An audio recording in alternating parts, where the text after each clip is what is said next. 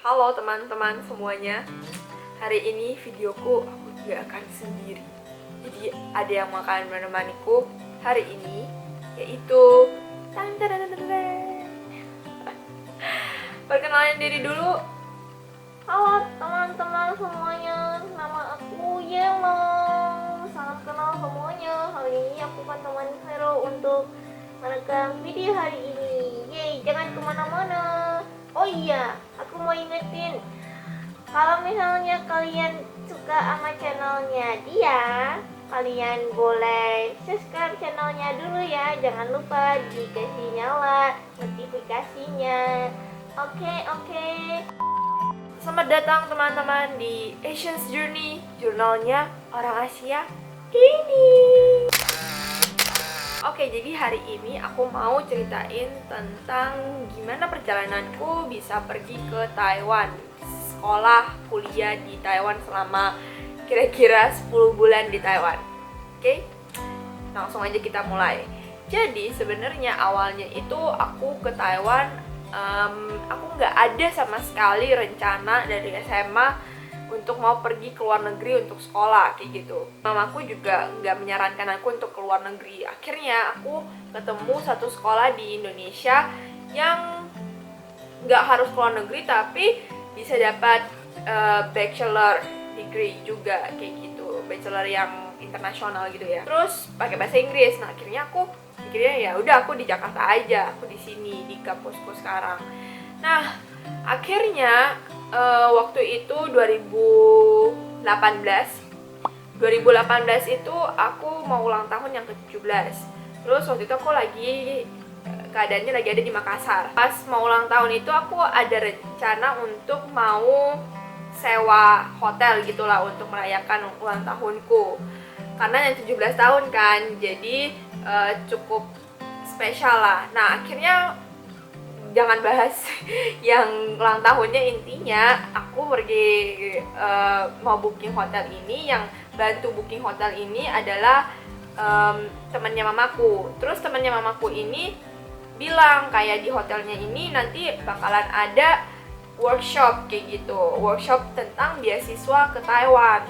Nah akhirnya dia bilangnya workshop ini bukan workshop yang terbuka gitu loh, cuman kapasitasnya itu nggak banyak yang orang kita undang kayak gitu. Ini harus diundang baru bisa datang kayak gitu. Tapi workshopnya itu gratis, nggak usah bayar. Nah nanti juga dikasih makan di dalam. Nah kebetulan kan udah diundang nih sama temannya mamaku. Jadi mamaku kayak bilang udah kita pergi aja, toh juga gratis kan, dengerin aja dulu kayak gitu.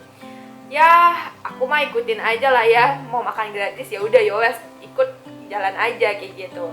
Akhirnya sampai ke sana kita makan, terus diceritain lah gimana nih beasiswanya ini, cara kerja beasiswanya.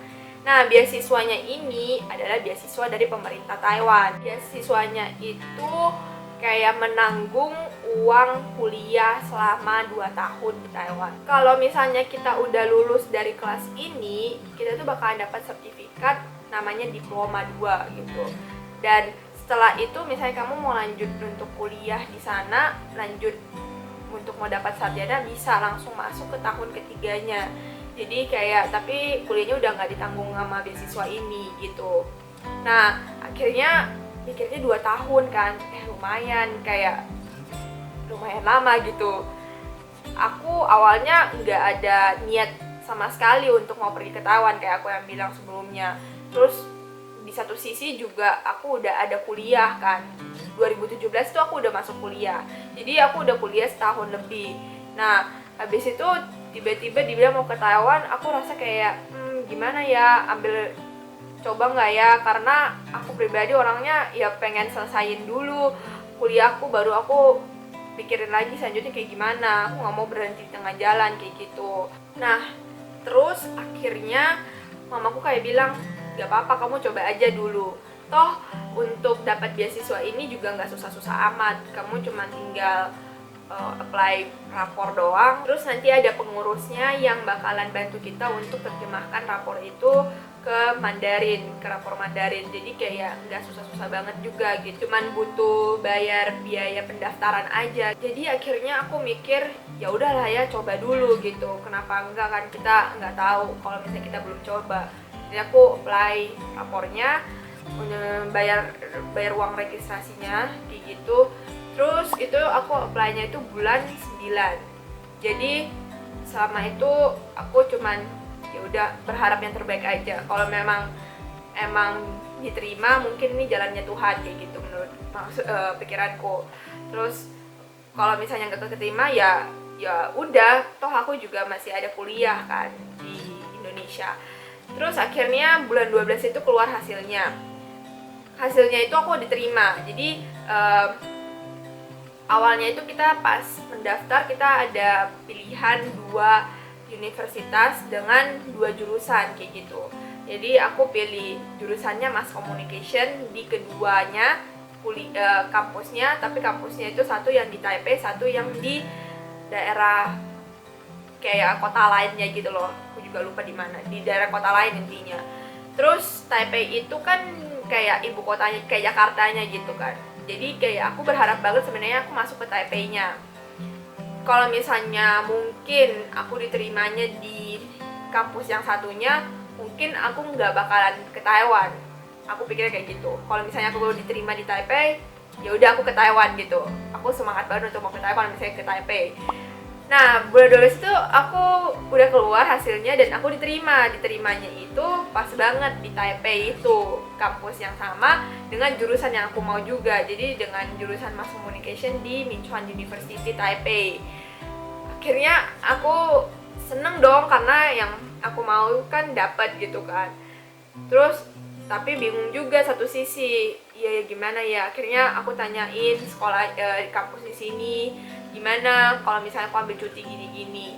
Akhirnya dijelasin cutinya gini-gini. Akhirnya oh masih boleh lah, masih oke gitu. Biaya cuti di sini juga nggak mahal-mahal banget, masih bisa di afford karena aku juga kebetulan dapat beasiswa dari kampusnya, juga ada untuk potong uang cuti ini gitu. Jadi akhirnya aku ambil beasiswa itu untuk menutupi uang cutiku ini.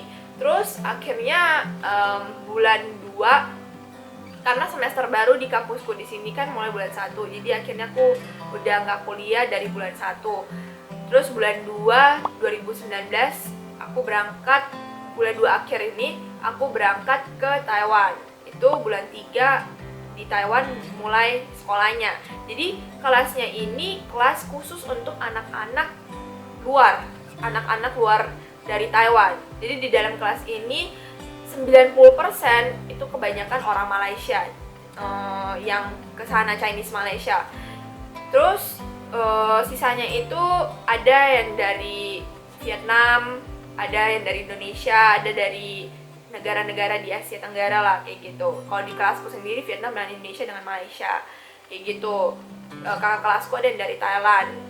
Nah, pas aku kesana sebenarnya nggak sesuai dengan ekspektasiku awalnya, karena aku pikirnya aku kirain kita bakalan satu kelas dengan orang-orang Taiwannya, terus aku bisa belajar bahasanya dari sana. Sebenarnya kayak marketingnya yang datang itu ke Indonesia nggak benar-benar menjelaskan kelasnya itu kayak gimana gitu, tapi dia cuma menawarkan beasiswa pemerintah ini.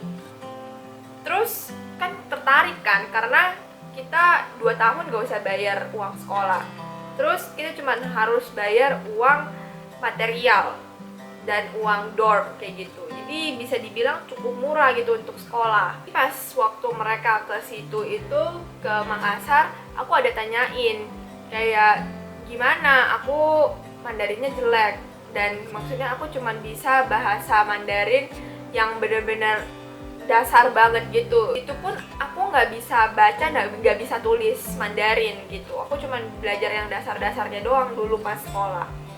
Terus gimana? Tapi dia bilangnya nggak apa-apa, kamu kan mau di situ belajar bahasa Mandarin, ya udah kamu pergi aja ke sana, bisa belajar bahasa Mandarin kan kayak gitu.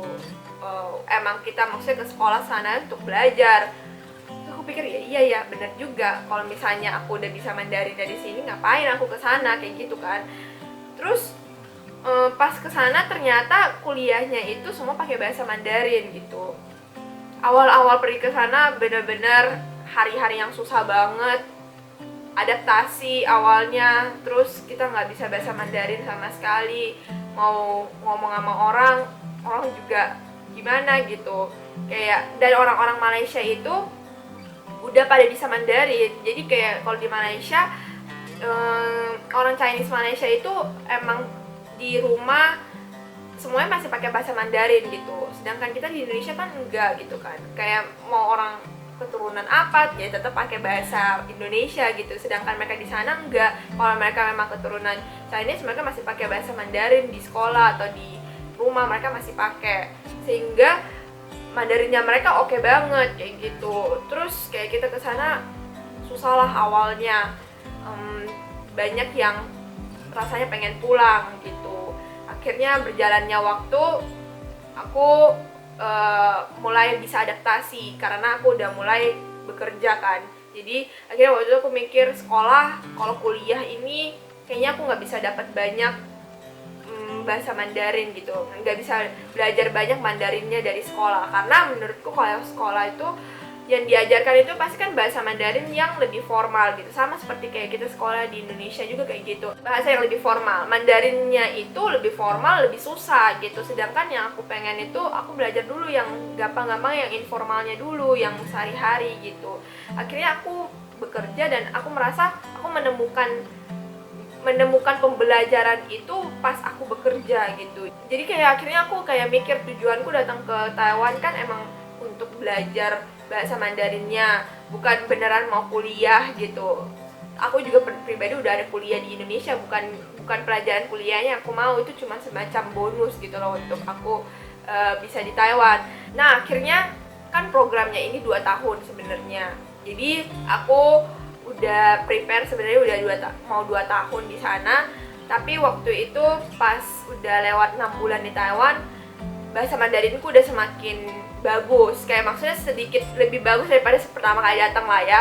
Jadi aku mulai mikir kayaknya udah mulai cukup nih bahasa Mandarinku kayak gini gitu. Toh aku juga nggak perlu sampai bisa kayak gimana, dan belajar bahasa itu kan bukan cuma dalam 2 tahun, 1 tahun itu pasti bisa semuanya kan, bisa sama persis dengan orang Taiwan ngomong juga nggak mungkin gitu, tapi setidaknya aku udah bisa dikit. Nah akhirnya aku mikir gimana kalau misalnya aku pulang aja ke Indonesia. Awalnya sih mamaku nggak setuju pastilah, karena mikirnya kan udah ada kesempatan ke Taiwan, kenapa nggak dipakai aja 2 tahunnya kayak gitu, kapan lagi kan. Tapi akhirnya aku kasih semacam argumen kalau misalnya aku di situ lagi maksudnya 1 tahun lagi sama aja gitu, Mandarinku mungkin lebih bagus, tapi apa gunanya aku pulang maksudnya apa gunanya ketika aku ke Indonesia mau kerja di perusahaan China, maksudnya yang pakai bahasa Mandarin itu kan semua harus ada baca tulis kan, sedangkan yang aku belajar di Taiwan itu cuman ngomong doang dan mendengarkan. Tulisannya itu susah gitu loh, nggak segampang itu untuk bisa belajar semuanya dalam 1 tahun 2 tahun. Dan aku merasa kayak yang aku dapat di Taiwan itu semuanya adalah pembelajaran hidup gitu. Jadi benar-benar pengalaman kehidupan aku belajar di Taiwan, mulai dari gimana caranya bisa mentoleransi orang, respect sama orang, belajar mendapatkan teman baru dengan kekurangan bahasa kita, belajar gimana susahnya cari duit, gimana susahnya untuk bertahan hidup tanpa uang kayak gitu. Itu benar-benar semua yang aku belajar di Taiwan gitu, dan plus tambah belajar bahasanya. Terus aku mikir kalau misalnya aku lanjut lagi 1 tahun, kira-kira hampir sama juga apa yang aku lalui 1 tahun pertama ini gitu. Jadi akhirnya aku mikir gimana kalau misalnya aku pulang ke Indonesia aja, aku lanjutkan kuliahku di Indonesia dan dapat sarjananya kayak gitu. Maksud aku itu aku gak perlu mengulangi 1 tahun yang sama lagi aku jalanin selama 1 tahun di Taiwan itu gitu. Terus akhirnya mamaku menyetujuinya. Aku akhirnya diizinkan untuk pulang ke Indonesia per tanggal 2 Januari 2020 aku pulang ke Indonesia Jadi kira-kira aku berada di Taiwan selama 10 bulan. Dapat pengalaman yang banyak banget, pengalaman kehidupan yang benar-benar aku nggak bakalan dapatkan di Indonesia kalau misalnya aku membaca di Indonesia. Dan itu yang hari ini aku pengen bagikan ke kalian. Maksudnya di YouTubeku ini aku pengen membagikan semua pengalamanku yang pernah aku dapatkan di Taiwan, gimana kehidupan di sana, kayak gitu-gitu. Dan kalau misalnya orang lihat luarnya mungkin bakalan bilang, enak ya kamu pergi ke Taiwan, kamu bisa itu. Iya, aku bener-bener bersyukur banget aku bisa ke Taiwan sekolah walaupun cuma 10 bulan. Tapi banyak banget cerita di belakang itu yang orang juga nggak tahu gitu. Kayak betapa susahnya kita hidup di sana. Bisa dibilang karena mungkin cashku beda ya. Kayak waktu itu aku bener-bener kesulitan ekonomi dan aku harus bekerja lebih keras daripada orang lain. Dan akhirnya itu yang membuat aku belajar banyak hal di sana kayak gitu yang nggak pernah aku pelajarin sama sekali di Indonesia. Begitu teman-teman, aku berharap semoga ceritaku bisa menginspirasi kalian.